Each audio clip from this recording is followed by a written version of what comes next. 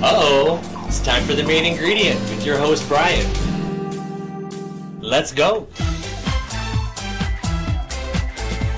That's me.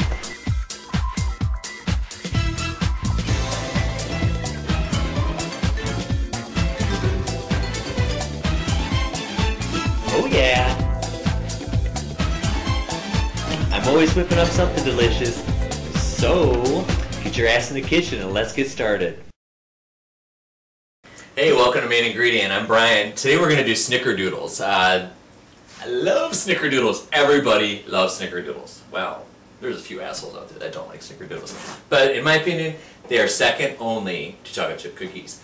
They're a lot of fun. They just got kind of a strange little taste to them, but I think that's what makes them interesting. They got kind of a bitter bite to them, if you've never had one.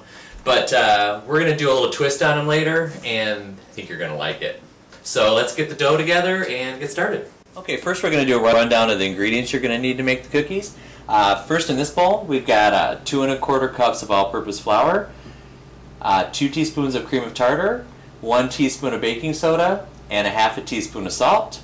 Then in this bowl, we've got 12 tablespoons of unsalted butter, softened, 1/4 cup of vegetable shortening, 1 1/2 cups of sugar, and we're also going to need 2 eggs, and we're going to need also a little bit of cinnamon and a little bit more sugar to roll the cookies in later. Okay, first what we're going to do is cream the butter, sugar, and the shortening together at medium speed for about 1.5 minutes.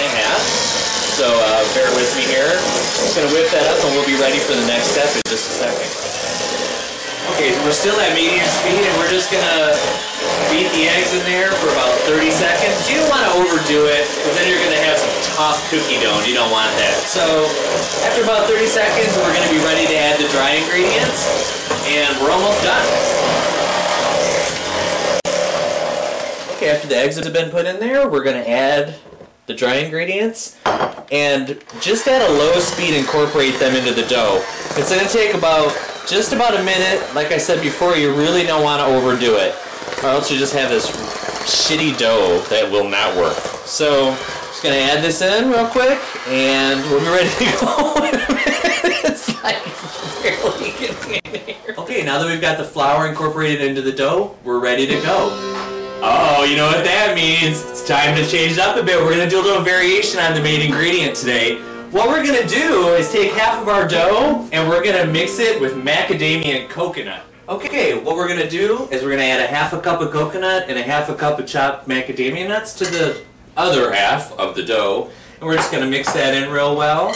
So we're going to have 2 kinds of dough and we're going to have a little fun with this. So as soon as I mix this up, we're going to be ready to start baking those cookies. Okay, now that the dough is ready, I'm going to preheat the oven to 400 degrees. And we're going to pop these in the refrigerator while the oven preheats, because the dough's a little sticky and it kind of settles it, cools it off a bit, and it's just a lot easier to work with. Okay, now that our oven's preheated, I'm going to get my cookie dough out of the refrigerator, and we're going to get ready to pop them in the oven.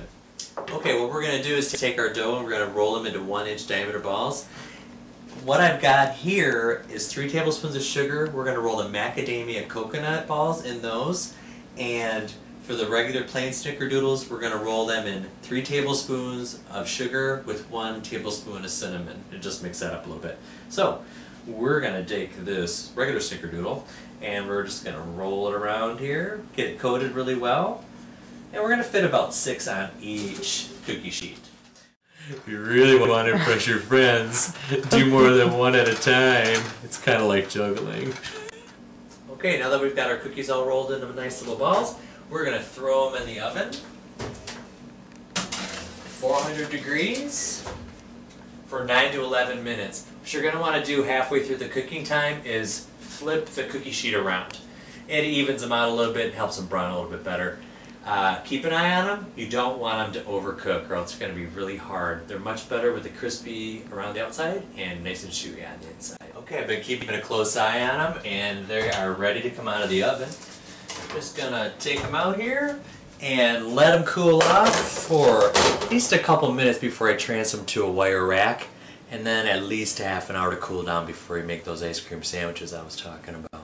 Okay, now that our cookies have sufficiently cooled, we're ready to make ice cream sandwiches out of them. I encourage you to choose whatever kind of ice cream you like.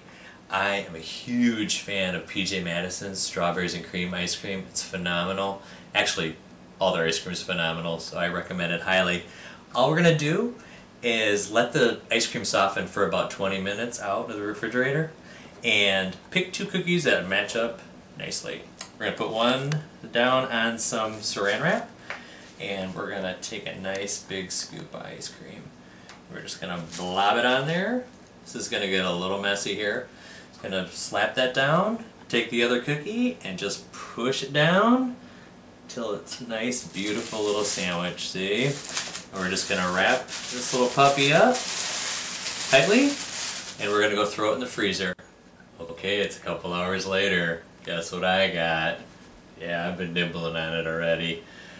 I'm going to tear this cookie up. These are so damn good.